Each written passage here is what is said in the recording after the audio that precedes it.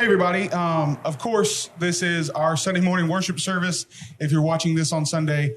But I have Josh Cantrell here, and given the current situation of what's going on in the community and in our nation, I thought it would be a pretty cool idea to sit down and talk. And this was actually Josh's idea.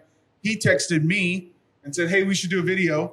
And so I said, let's do it. And I thought it'd be good to add this in as our sermon for this morning. If you're watching this on Sunday, if not, if you're watching this afterwards, welcome. Of course, this was used as our Sunday morning sermon. For the last Sunday, we are opening back up on June 14th, which I am beyond excited about. I'm ready to see this building with people in it instead of just with some lights and me. And thankfully, this time I have Josh. But so as our last Sunday, as our worship stream and online specifically, or only online, we're going to just talk about what's going on. And in order to get that started, we kind of talked a little bit before we started recording that we're just going to tell where each of us came from. Because if you haven't noticed, Josh and I aren't twins. So he's a very healthy, physically fit black man. I am a very I'm a white guy. Anyways, you look good, man. Anyways, so Josh, I'll let you go first, and then I'll talk. But let's just kind of talk about where we came from, how we grew up, that sort of thing, because I think that really has a lot to do with what's going on. At least knowing where each other come from is part of the problem with what we're dealing with right now, right? So I'll just let you talk for a second. Again, my name is Josh Cantrell. Ironically, I'm from Columbus. I guess Phoenix City, both one and the same. I grew up here, born and raised. My family now, my parents, my brothers, all of us, we grew up in this area. I guess for me, growing up, it was always good. You know, I don't think I have any really bad experiences as far as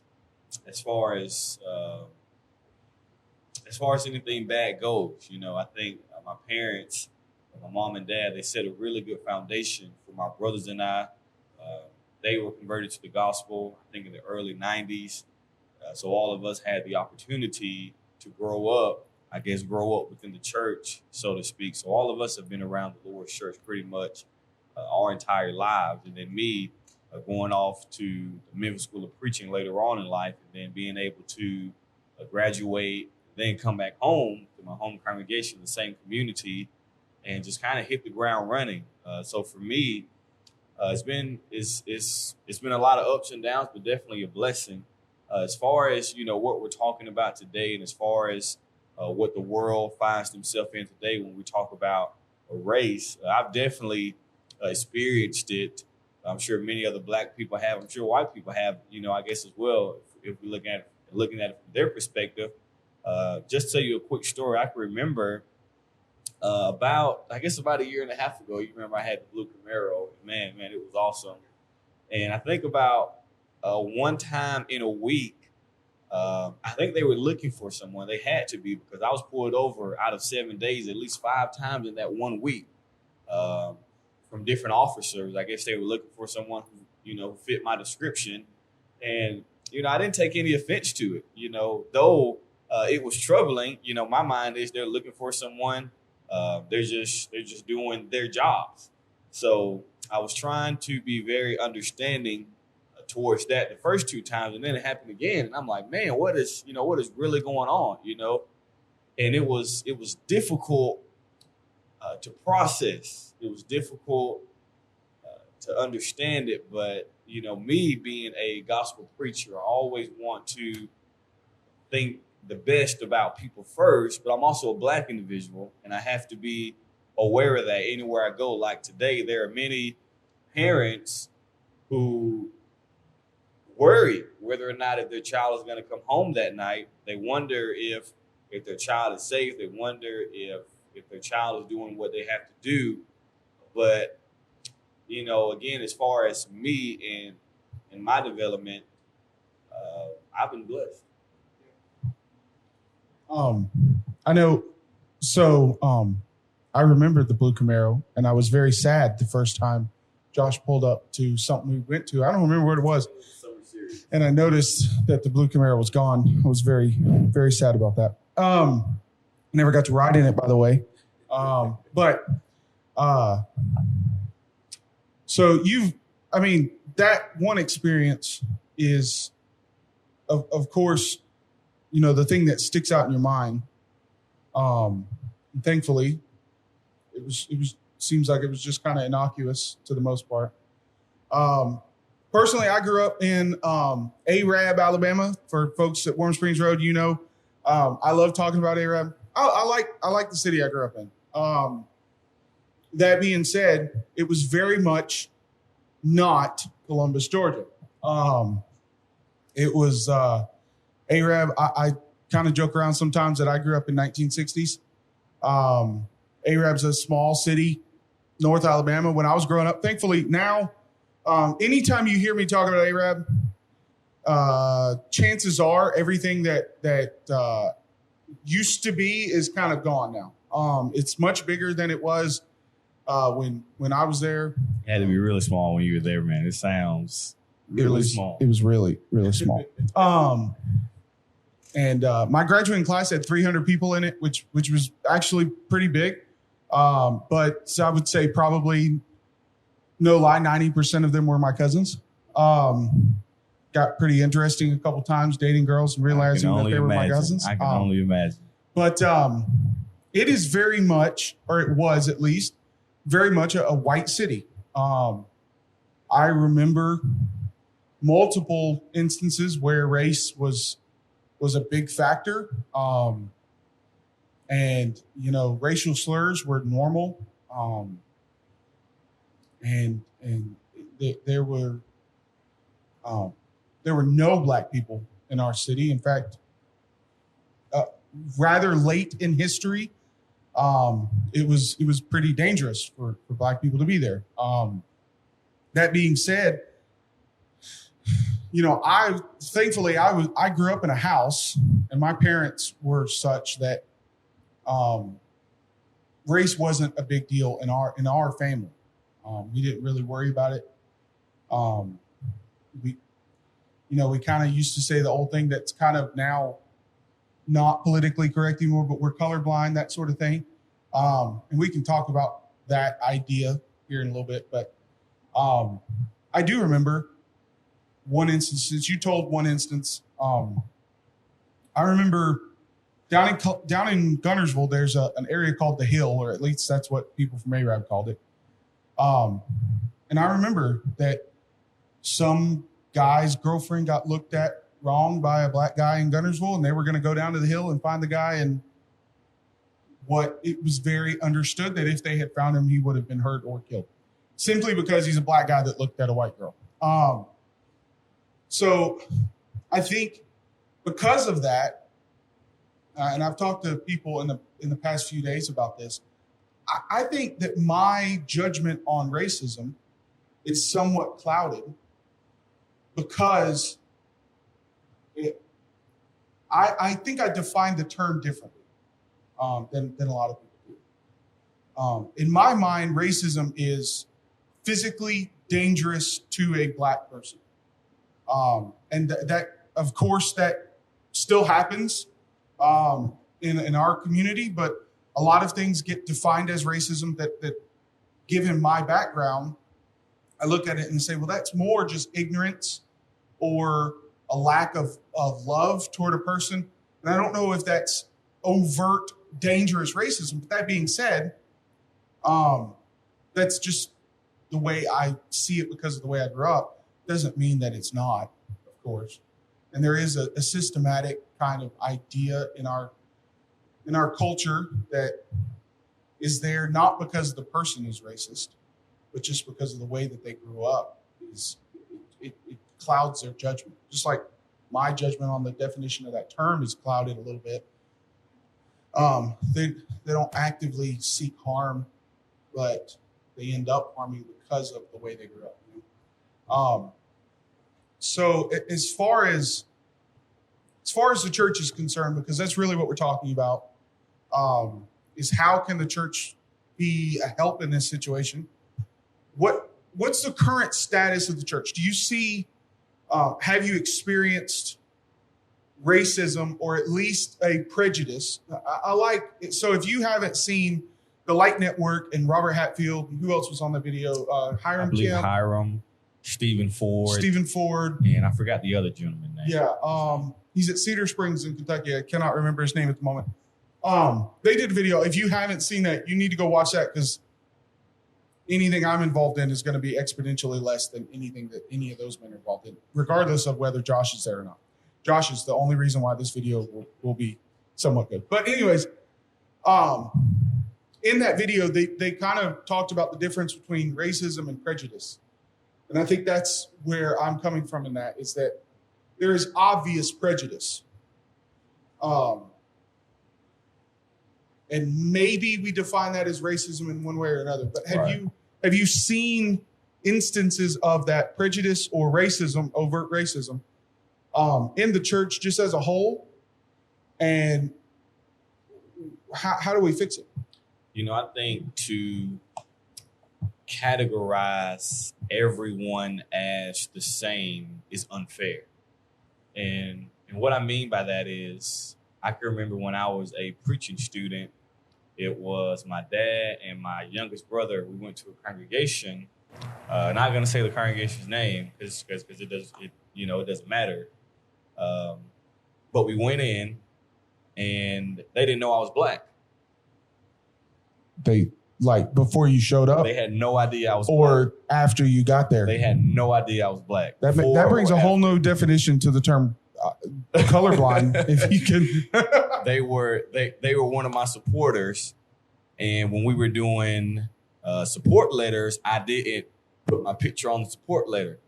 And so after that experience, I put my picture on the support letter. I said, man, that's never going to happen again. So we go in, and it was just awkward. And I can remember my dad, more or less asking me, like, do they not know you're black? And I remember telling him, I don't think they know I'm black. But I've seen it from both sides. That was a very bad experience with members of the church. And it was something I've always remembered, because when you look at the Bible and when you look at Jesus and his attitude toward everyone, you would never in a million years think he was more, what's the word I'm trying to say? He was more towards one side versus the other. I can remember one of my favorite texts is Luke chapter 7, and he's in the house of Simon the Pharisee, and he identifies her, the Pharisee, the woman of the city, which was a sinner. And Jesus more or less tells this man, well, look in the mirror. He gives them the parable, and the man understood what Jesus was saying. And, it just goes to show how, I think sometimes, again, going back to the phrase you use, even though you weren't using it, the phrase colorblind, I think that's one of the reasons why we are the way we are today, within the body of Christ. I think sometimes we say we don't see color, but we do. Right. And we say, well, I don't see black and white. We're all descendants or we're all disciples of Jesus. And that's great. And it will be great if we can actually do that. But at the end of the day, I'm black and you're white. Yeah, I don't know why it's a bad thing to acknowledge that. Like,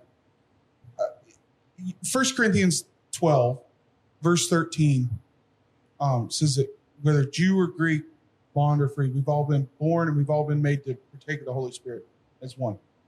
Well, the whole point of 1 Corinthians 12 is that you and I have different roles in the church, and we fulfill different positions, not just like, Josh and I are both preachers, not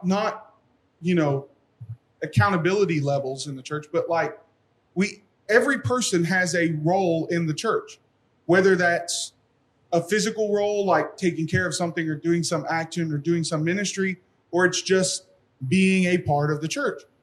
Why we can't acknowledge the fact that we are different. That's the best part of the church, right? Is that we are different. That being said, we can't use those differences to then kind of block off and say, I think one thing I've seen in the past is this idea that, well, you have to have how do I put this? By the way, anything I say may be dumb. Okay. Just understand that. I'm from Arab. Okay. This idea that we have to go out of our way to have diversity in leadership and that sort of thing. I understand that because you need different cultures in leadership. But at the same time, why do we put such an emphasis on that we kind of miss people that would do a good job? We're all created differently for that reason, so that we can fit one another and we can work together for each other's good and for the glory of God. So what happened at the church? Because now I got to know. Well, afterwards, we got out of there. We did. When I got done preaching, I went to the door, was waiting for people, I guess, to come by, shake my hand. Again, this was a congregation that was supporting me, so I was, waiting for them to come by, but no one did. And so we left. Yeah. Very, very sad, very unfortunate situation, but on that day, I learned as a young preaching student, I learned that black and white is still an issue, even amongst the Lord's people. Yeah. And even well-meaning, otherwise faithful people. Because, again, it's just a level of ignorance. I have never experienced racism toward me inside the church. Now, of course, I've experienced racism inside the church. I remember specifically one church. I won't say which one it was, but there ain't that many. But I remember one church I was at that I had invited a woman to come and to worship with us. And admittedly, I don't know if it was because of race or because of socioeconomic ideals, okay? But she came, and one of the members approached me, a white guy, walked up to me afterwards and said, what is she doing here? And I said, what do you mean? And he said, we don't invite that kind of people to church. I don't know if that was race or economics. Either way, that's a problem, right? Because sadly, in our communities, most of the time, the lower economics are also deemed by race for one reason or another.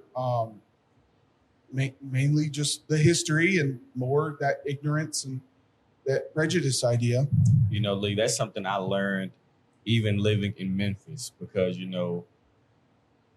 or even in Columbus, you can take a higher or a white community and you look at their schools.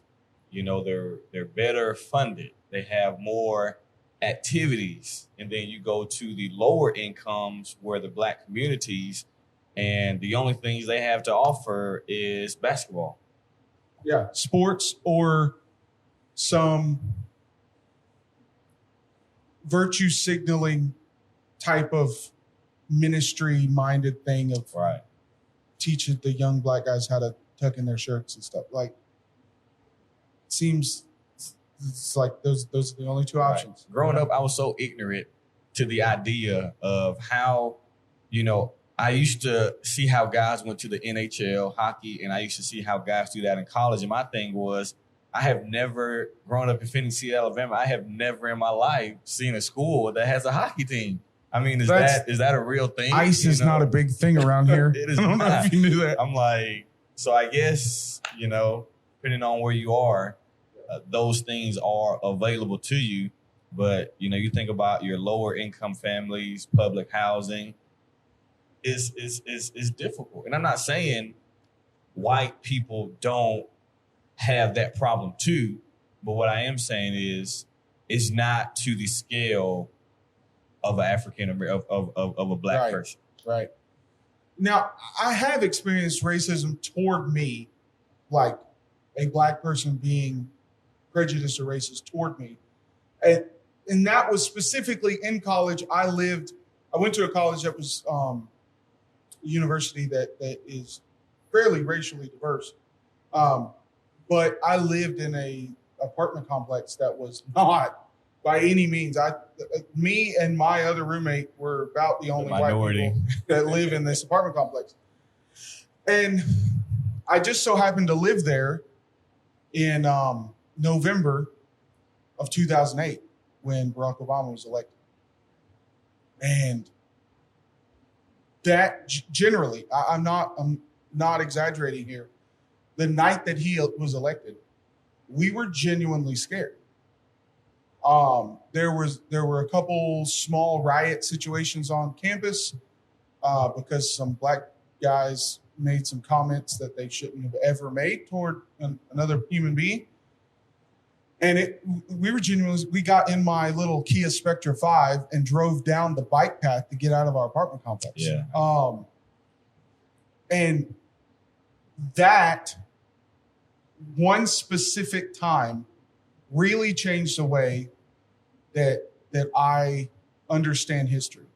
Because that one instance for me was a regular occurrence to other people in the past. Absolutely. You know? Absolutely.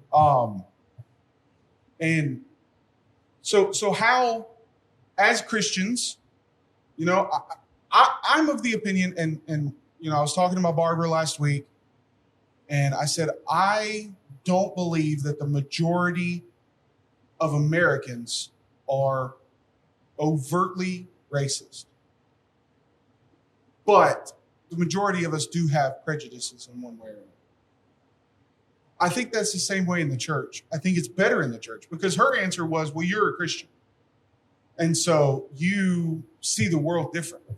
Thank you. Yeah, exactly. Something's getting through. Hey, Casey. She's awesome barber. You need to check her out. Anyways, Black. So is she.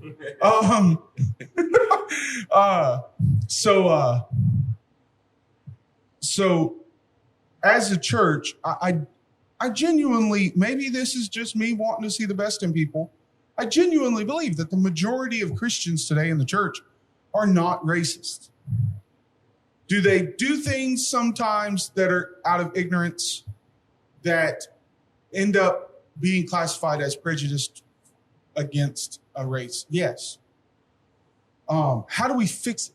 How do we make it better? Because that's the point of all this, right? Right. And that goes back to the point, you know, that it's unfair to group everyone into that same circle because many faithful white Christians of the Lord's church, they 100% do not feel the same way other white people feel who are sometimes even in the church, but especially outside the church. Yeah. And I think having the hard conversations is what we have to do. You know, I think for so many years, we have avoided the tough topics because they make us uncomfortable. But as preachers, I'm reminded of Galatians 4:16. Paul said, "Am I therefore become your enemy because I tell you the truth?" And I think about Galatians 2, verse 11 to 15, where Paul withstood Peter to the face. And now, of course, we know that is the Jew and Gentile, and the Jews thought that they were better than the Gentiles anyway. But, you know, Romans 3, Paul had to humble them. Well, you guys are just like the Gentiles. You both are outside of Christ, and you need to be in Christ. But in Galatians 2, here you have Peter down there with the Gentiles, and here you have the Jews coming down, and Peter said, oh, no. Peter said, I don't want any part of this. And Paul had to come down there, and Paul said, no, Peter, you know what you're supposed to be doing. You know right from wrong. The same Peter in Acts 2 preached to the Jews, the same Peter in Acts 10 preached to the Gentiles. That Peter was scared to death of what was taking place. And I guess the point I'm trying to make is having the hard conversations, having the uncomfortable conversations is how we become better together. I remember listening to a sermon from Marshall Keeble, and he was saying the only way, I almost did his voice right then. He was saying the only way for us to go forward is together. And it's almost as if we're doing everything to keep it separate. Just like in Ephesians 2, Jesus tore down the middle wall of partition between Jew and Gentile, because from the beginning, going back to Galatians 3, God's plan was for everyone to be together. So if I'm a black Christian and you're a white Christian and say we don't like each other, we're going to have some gate trouble, because the same people I have prejudice towards, the same people either I'm racist for, these are the same people that I claim I want to go to heaven with, but my actions are different than what I'm professing. And I think,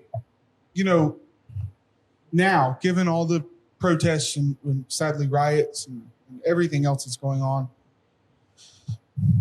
in the past, it has felt very political. If you side one side or the other, then that's a political statement. Now, thankfully, I think that's starting to break down. But you can be an agent of change and conversation without wholesale. Listen, this is strange in today's culture. I can support the concept that Black Lives Matter without wholesale agreeing and supporting an organization or a political stance or something like that. I think you're exactly right. Christians, we cannot be scared. I mean, the point of all of this is sin, right? The reason why we're in this situation is because of sin. It is a sin to see one person better than another. It is a sin to harm people for any reason, especially because of race. We can't be scared to point out sin when sin shows itself in ourselves, in our brothers and sisters, and in the communities around us. But also, like, for instance, Warm Springs Road, you've preached here before. We're a mixed race congregation. Absolutely. That was one of the great things when Rebecca and I came here. We left the first time, and that was the conversation on the way home. It's a beautiful thing. Yeah, it is. I think having those conversations, being willing to say, I support, the concept, and really having fellowship is how we get past this, right? Absolutely. With the George Floyd situation, of course, about a week and a half ago, I believe, people were asking me, well, Josh, how do you feel about it? And I said, well, I'm Black. I mean, what do you mean, how do I feel about it? Because that easily could have been me. Yeah. That easily could have been my brother. Regardless of what put him into the situation. That's right. Like, I'm a huge supporter of police, right? I have very, very good friends that are police officers. Regardless of what put him into the situation in the first place, what his history was in the past and everything else, what happened is what we're talking about. We're not talking about a counterfeit bill or any of his past charges or anything else. And I think that's a good thing, right? People are starting to realize, that we can get there. Because when you look at Genesis 2, Genesis 1, we're made in the image of God. And so how can, whether you're Black, white, whatever your nationality is, how can you look at what happened to him and say, man, that is not inhumane? Because, at Cusseta Road, we have a lot of police officers. And I know police officers. I have a really good preacher friend who was a police officer for quite a while. And everyone has said the same thing about the training of police officers. And that is something that they do not teach. But just watching the video, I've only watched the video once. I think the thing that really set the world on fire was just the attitude in which the officer was kind of displayed. nonchalant, just Absolutely. sitting there. Absolutely. And again, this is about George Floyd, but it's bigger than him. It goes back to, I can't remember exactly how old I was when Trayvon Martin happened, when what happened to Eric Garner, or what happened with Philando Castile, and just a couple months ago, what happened with Botham Jean, a young black man in his apartment. A brother in Christ, by the way. Brother in Christ. Right. And I believe her name is Amber Geyer. She goes into his apartment thinking it was her apartment, and she kills him. And I believe she only got 10 years. Well, if you flip it, and if a black man would have went into a white individual's apartment, no doubt about it, he would have got life in prison. Yeah, I think to some degree that, the speculation is just that speculation. But I mean, let's be honest, right? And I think the beautiful thing, especially from Botham's situation, that really was how Christians need to respond. His younger brother, yeah. Yeah, his younger brother walking up and hugging her, and his entire family just openly, showing some degree of love. I mean, that really is how Christians. Now, that doesn't negate protest. I'm not saying Christians should never protest. I think we can all unanimously say Christians should never harm buildings or people, right? But the way that, at least from my perspective, the way that Christians can create change and real, good, honest people can see the truth is how we react. Do we react in anger, or do we react in love? And listen, I've watched the video more than once. Every time I just keep getting angry. One, because just like preachers, I mean, you and I have experienced in our circle of friends, one preacher can make the rest of us look really bad. Absolutely. One cop, or 4 cops in this case, can make all cops look really bad. One Christian can do the same thing, right? And so if one Christian reacts in anger to a situation like this and fails to show what real love is, then it kind of makes all of us look bad in a sense, right? But at the same time, we have to do something. Right. It goes to the idea of when the whole Black Lives Matter movement started. I can remember I was still in Memphis, and I can remember one time, I forgot which bridge it was. There's 2 bridges that go to Arkansas. I believe it's the one that goes directly downtown. It was packed. I mean, blacks came out and they completely shut the bridge down, and that's kind of, I mean, it started before that, but that was one of the things I remember. I guess being aware of the whole Black Lives Matter movement, and though I'm not crazy about, me personally, I'm not crazy about the Black Lives Matter movement, and what I mean by that is, I'm not as, I get why people say it, but I don't say it. Right. And, and just like when we say Black Lives Matter and someone turns around and say all lives matters, that is a cop-out. That whole situation that comes out of that conversation is never good. Right. No. Not a single time. No. I've never seen anyone say all lives matter in response to someone saying Black Lives Matter. Right. And it result in a good situation. Not a single time. It just angers me. It's a silencer.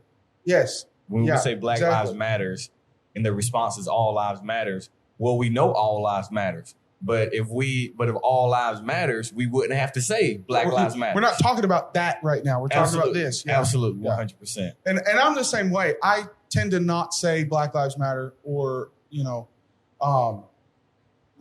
since George Floyd's situation started and since his death, I've kind of not addressed the topic at all because I've been trying to not react in anger and listen more than say anything. And I think the reason why I'm scared, or not scared, but the reason why I shy away from saying Black Lives Matter is because of that organization and past actions of members of the organization or whatever. Because all of it is justified. Black Lives Matter. When you look at the history of it, all of it is justified as far as why the Black community feels the way they do. All of it is justified. Right. I think maybe Christians just in general would be better not playing in to any of the, the quips and the statements and that sort of thing, but showing it more in actions, right? I know I'm going to get in trouble for saying this. That's okay. This is video. It's pre-recorded. I can edit it out if we need to. I'm going to get in trouble, but I think when we look at it from the church's perspective, and that's what we're talking about, I think as predominantly Black congregations, I think we can be better too.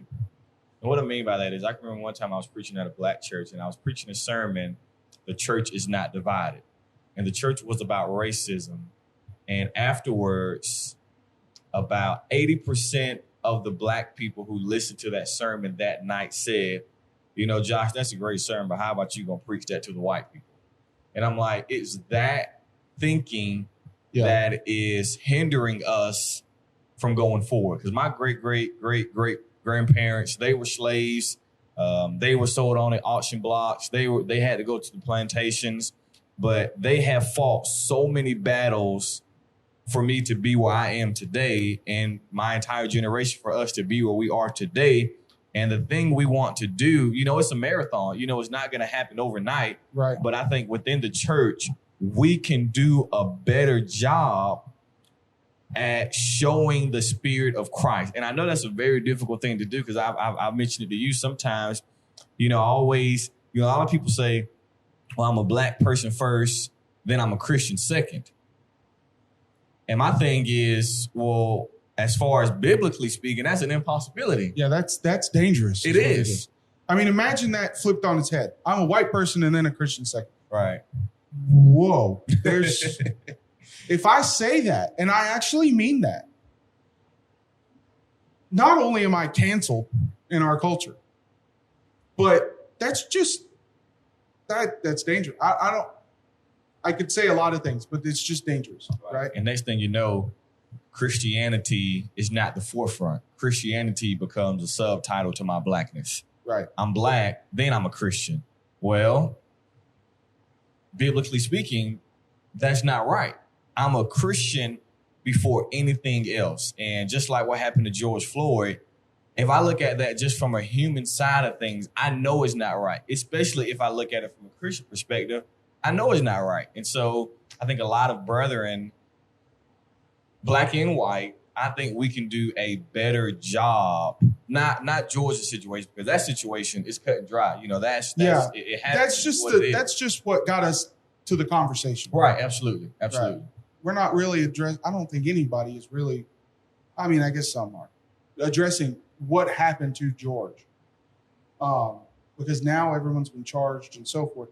Now it's just, that started the conversation. So let's keep it going. Right. Right. And just like a couple months ago with the mod, he was running. And again, I don't know all the details. I don't know all the specifics of what actually happened. I know a lot of times when things like that happen, when white people kill Black people, one of the things you find is a lot of white people saying, well, let's wait for the facts to come out. I get that. But that still doesn't take away what has actually taken place. A man has lost his life for what reason? But it's not just one man. Right. It's not. Because in the case of George Floyd, George died and 4 police officers are most likely, they've lost their entire lives to some degree. Not physically, they're still alive. But yeah, I think we need to just realize what sin does to everyone involved, right? And that's a great point. You know, racism is a sin, so is lying. And of course we're talking about racism now because that's the discussion of the country and what's going on right now. But you know, I think that's good to press upon people's mind that you can lose your soul for being racist just like you can for lying. You know, they're all against God.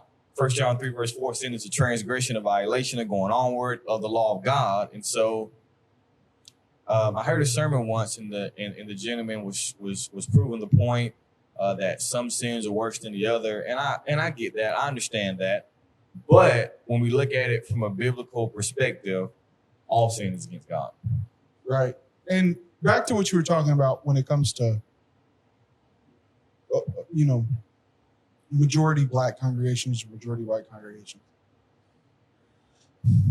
It seems to me, and this goes for mixed congregations as well. It seems to me that each side is waiting on the other side to do something first, right? Black congregations are waiting on the white congregations to come fellowship them. Well, there's a problem if we aren't doing that, right? But then white congregations are saying, well, they don't want us. You know, if they wanted us over there, if they wanted to be a part of us, then they would come over here, and they don't come over here.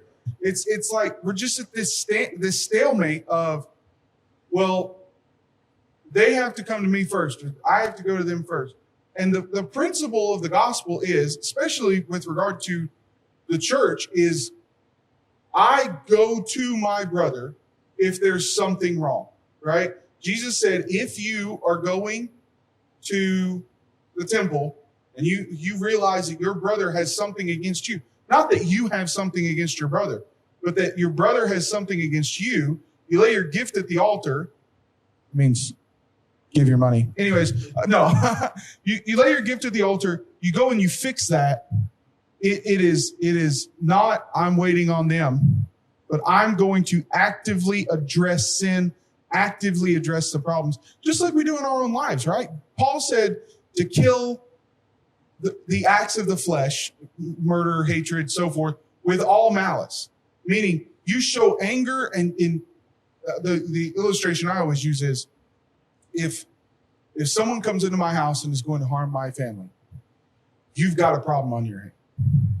Because I will deal with the legal situation and the spiritual situation afterwards, and I'm going to end that problem. You have a right to. Right. It's your house, your property. Right. I'm going to end that problem. Well, that's the same way with sin, right? I'm going to lay everything aside for a moment. I'm going to take care of that situation, that issue, and then I'll go back to everything else.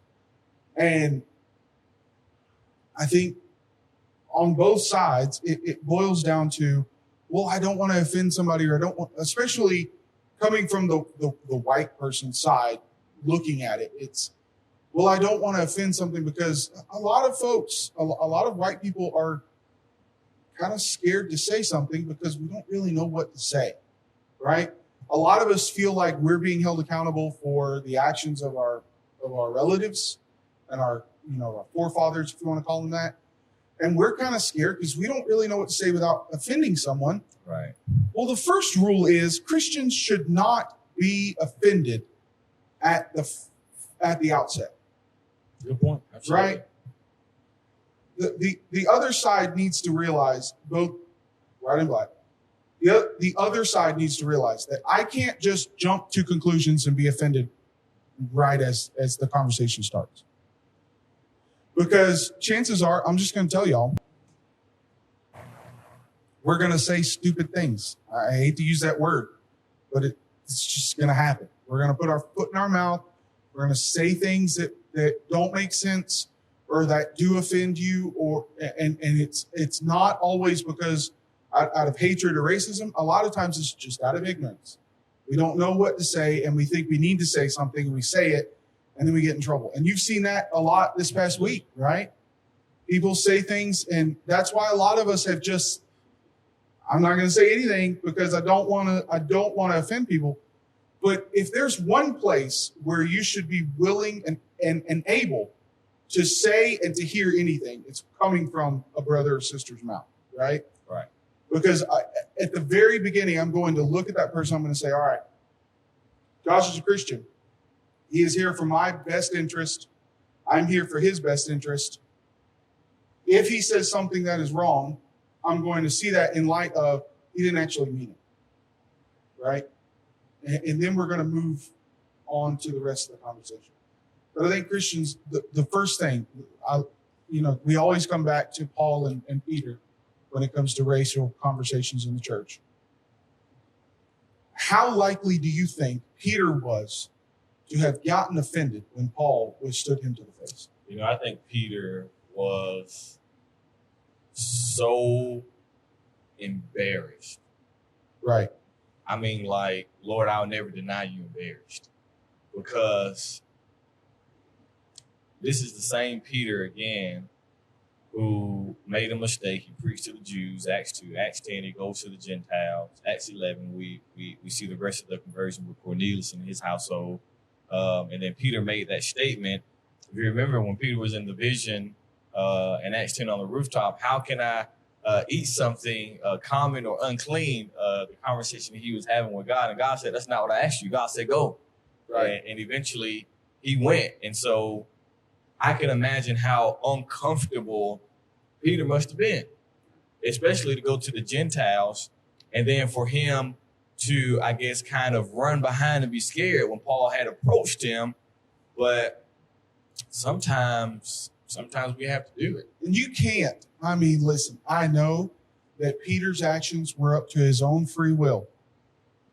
You can't tell me that there is some kind of providence involved in at least the very instance of it being recorded in Scripture, that the guy that started the acceptance of Gentiles into the church is the guy that then has to be rebuked for not accepting Gentiles into. So he's the one that started racial reconciliation in the church. And then he's the guy that has to be rebuked to the face for not reconciling the races, right? So that just goes to show you we're Christians, but we're also humans. And sometimes we get overcome by sin, right? And it's nothing to be ashamed of. It's something to address when it happens. And the kingdom has no room for it. It doesn't, because again, we want to go to heaven with people we don't even talk to. I can imagine how many congregations around the world today amongst the Lord's people, whether black or white, you referred to a little while ago, who don't associate with themselves because they're kind of ready to see who's going to approach you first. The blacks are mad because the whites have treated them a certain way for so many years, and they refuse to go over there. And the whites are saying, well, we can't,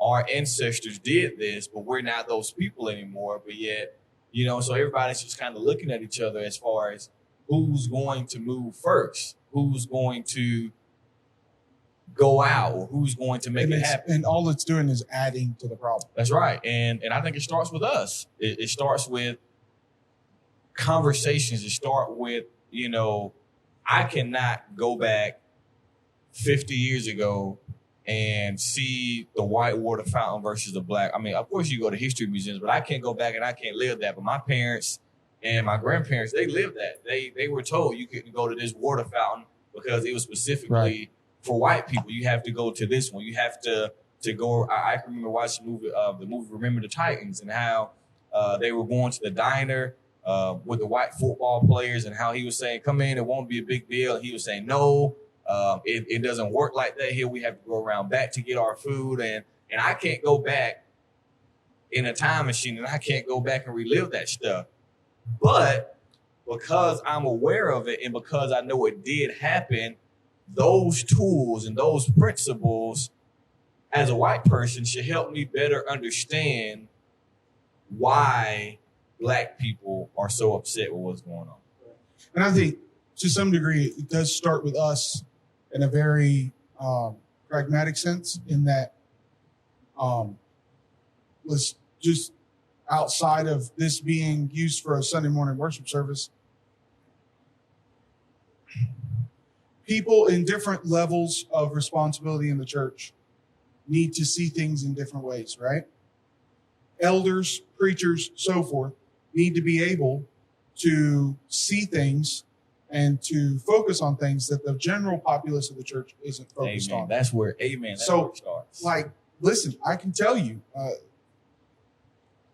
not specifically speaking of Columbus, but it's going to start with the leaders of the church starting those conversations and swapping pulpits and that sort of thing. And that will then go on to the general membership. But that being said, members, we all have a responsibility to start that conversation. Maybe not with other congregations, but maybe inside our own congregation, right? There are times when leadership or something else aren't seeing the problem, aren't addressing the problem, then it's the responsibility of the people under them, right? I'm using that term accommodatively, under them, but sometimes it may look like a white Christian going to a gospel meeting or a revival at a black church. And listen, it might be a little awkward because, like we talked about earlier, they're very likely to be, well, we don't want to say anything because we don't want to offend, and just the same way you are, it may look like a black family going to a gospel meeting at a white church, right? Because we're all brothers. And you might listen, there's been a couple of times where I've gone to churches and I sit on the pew and no one really talks to me. And which is weird when you're a preacher. Absolutely. Because everybody wants to talk to me. I don't know if that's a good thing or a bad thing. But there's been times when I've walked into a gospel meeting or a revival or something else and no one's really talked to me before, after, during, anything. It's okay. I was there. I was at least part of the solution in some way, right? Eventually, there's this level of, you got to get used to it happening before you feel comfortable, right? Because especially in our area, most of the congregations here are predominantly black. We have a couple mixed, but I can remember Crawford had a gospel meeting. You came out there one day. You were the only white person there. I was the token white guy. And I'm like, man. I was the token. But that's what it takes. And that situation wasn't awkward because I know those people out there and so forth. But the reason I know them is because I go to those things, right? Absolutely. They're probably not going to talk to you the first time you go because they don't know who you are. It's not really because of race. It's more because Christians sometimes don't talk to the people in the church building that they don't know, right? Again, that idea of ignorance or just lack of understanding, right? And vice versa. It may look like a black person going to a white church. I think what we should do, we should write comfort zone on a piece of paper. We should ball it up and we should throw it away. Yeah. Because nothing great has ever been accomplished by being comfortable. When I look at Jesus and his life, especially throughout the book of Mark, kind of like an action-packed book, he's never comfortable. He never has a moment alone to himself. He's always, Mark chapter 4, they're on the Sea of Galilee. He tells them, we'll go to the other side. They go wake him. Master cares not that we perish. He tells peace be still. And then he does two things. He calms the storm and then he not attacks, but he discusses something with the disciples. Like, where's your faith? Where is your mindset? I've already gave the assurance we'll get over there. He put them in that boat during that storm that conversation. Absolutely. I purposely made them feel uncomfortable. I agree. And we have to make ourselves uncomfortable because I've been blessed to go to a lot of different places. And I think for me, it's probably 50-50 between the white and the white versus the black congregations I get invited to speak to. So it's probably 50-50 for me. So I probably have a better understanding of both sides of things. Many of the white brethren, they don't mind black people. They don't hate us. And I think I'm not white, but I think I can speak, for the white brethren because I've been to both. And I also see it from the black brethren. They are not against fellowshipping with the white brethren. In fact, I'm sure they want to come in one build. I'm sure they'd be more than happy to do it, but no one's doing it. Yeah, it's just you like stuck in your shoes because you're scared. We love them; they're brethren. Yeah, but we're just not going to go over there because we don't know what's going to happen. That's right. And that's the thing. We just have to be willing to address it. We have to be willing to talk about it. We have to be willing to be the conduit for the change. I don't believe that the church is racist. But there's a lot that we can do to show the community that might be racist how it's really supposed to be, right? And sometimes the way to do that is to overreact and show more love than, that sounds weird, than is required, because that's not possible. Right, I get what you mean. But so that the community pays attention, right? Because they're watching, just like with the whole COVID-19 that's taking place, is gotten. I was talking to my best friend. COVID-19's over. You didn't know that? Oh, I didn't know that. No, we're moved on. Oh yeah. We got murder hornets and now this, and aliens are coming next month. Somebody said it's gotten us out of our buildings, gotten us out of our comfort zones, and I think now I don't have the statistic, but I think now more people are hearing gospel truth than they ever have before. Oh yeah. Thousands, billions of people know about the Lord's church. Some of the people that are watching this right now, I've been trying to get to come to church for years. Amazing. And they're watching this and they think I don't know that they're watching it, but I do. And so I fully expect you next Sunday when we're back in this building. I'll see you there, right? But yeah, I think now more than ever they are watching. They've always been paying attention to the church, but now even more so. We had that, we kind of had the reputation, and I talk to people about the Church of Christ and say, well, you guys don't do an instrumental music. You guys don't let women do anything. And you guys are the only ones that think you're going to heaven. Well, now I think that mindset is kind of being washed away because they're actually listening to what we have to say versus listening to what someone else has told them. Right. Exactly. Well, that goes back to race too. Mm-hmm. We have to not pay attention to what other people are trying to tell us is the way we're supposed to react or the way we're supposed to think. We're supposed to be thinkers for ourselves. Look at everything in light of the gospel and then react that way, right? Anyways, we have talked for almost an hour now. And these folks are not used to hour-long sermons anymore. But I think let's sum it up. What are one or two action points that Christians can take right now in the middle of all these protests and the conversation when buildings aren't really opened up yet for the most part? What's one, because we've talked a lot about going to each other's buildings. Right. What's something that we can do right now in our current situation as Christians to make it better? I think this is the perfect time to educate ourselves on history. When I read the Bible is applicable to any and every generation you read about. But one individual in particular is Solomon. And Solomon is always, the book of Ecclesiastes is always talking about his life experiences. He's always talking about there's nothing new under the sun. Chapter 3, for every time there's a season, different things like that. So I think we should educate ourselves, because one of the worst things you can do is talk out of ignorance. We can say, I say Black Lives Matter and you say all lives matters. Well, that's just not knowing the history.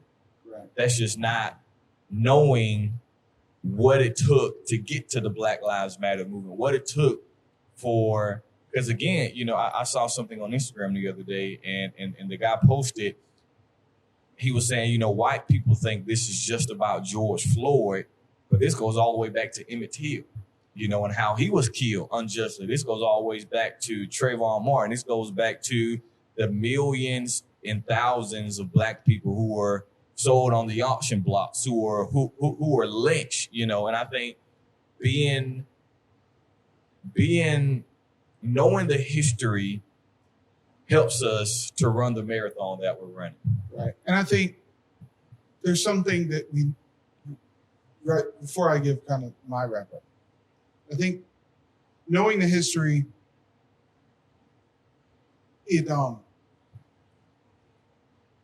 it's not enough just to know the historical facts.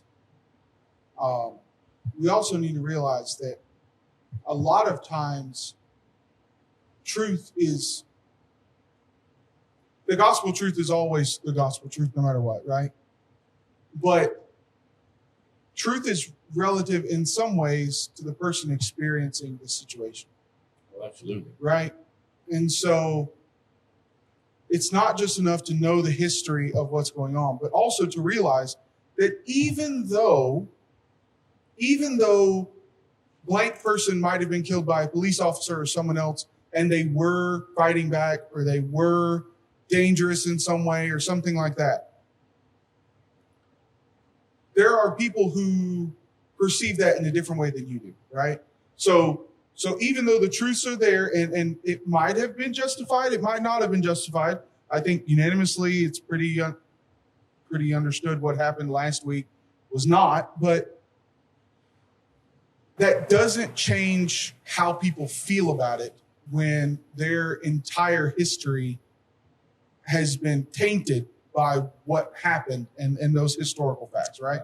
So we need to pay attention to not only the historical facts, but also the feelings behind them, right? And it's been stirring for a very long time. Yeah, it has. Very long time. And if I had to give like one or two action points, I would say probably on both sides, Black or white, or if you're not part of those two races, right? Have that conversation. Just start off the conversation by asking, tell me your experience as a Black person. Tell me your experience as a white person.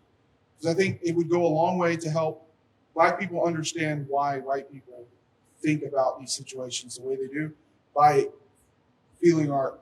understanding our feelings on the situation. Like I said, a lot of us feel as though I'm being held accountable for actions from people in the past that I had no idea who they were. Just because you're white. Just because I'm white, right? And the old statement, well, I've never owned slaves, and so why should, yeah, okay. But we have to understand where each is coming from in our feelings at the same time, right? And so it would go a long way for Black people to pay attention to how white people feel kind of attacked in that, Because I'll be honest with you, right now, Black people are not listening. No, they're not. We're mad. We're upset. We're angry. We want to. And I don't know if that's a bad thing right now. It's so that anger needs to push us toward a better future though, and shutting down and not listening is never a good future. Right? We'll listen, but not right now. Not right now. Not me, but Yeah. But then again, Christians react to situations in different ways, right? So let's be calm and loving, and then we can go to our respective sides and try to bridge that gap, right? That reminds me of Philippians 2:5. That's probably one of the first verses we learned in preaching school. Let this mind be in you, which was also in Christ Jesus. I think, man, that hits it right on the head there. It would go a long way for white people to sit down and pay attention to Black people and then tell other white people how they're feeling. It would go a long way for Black people to sit down to white people and tell other Black people how they're feeling too, right? Mm-hmm. So anyways, it has now been over an hour, but that's okay. I hope this has been beneficial. Let's say a prayer real quick. Josh, will you lead us in a prayer? Absolutely. Father in heaven, we love you. We thank you for everything you blessed us with and given us. We thank you for this time Lee and I can come together as friends, as brothers in Christ to talk with another about different things going on within the world today. We just thank you so much for the love we share one for another, and especially the love we have for you and your kingdom. We know at this time our world is on fire, but we ask and pray that our love for you can spark a fire within us to tell more souls about your church, to tell more souls what they must do to be saved. We thank you so much. We thank you for Jesus. We ask all these things through his name. Amen.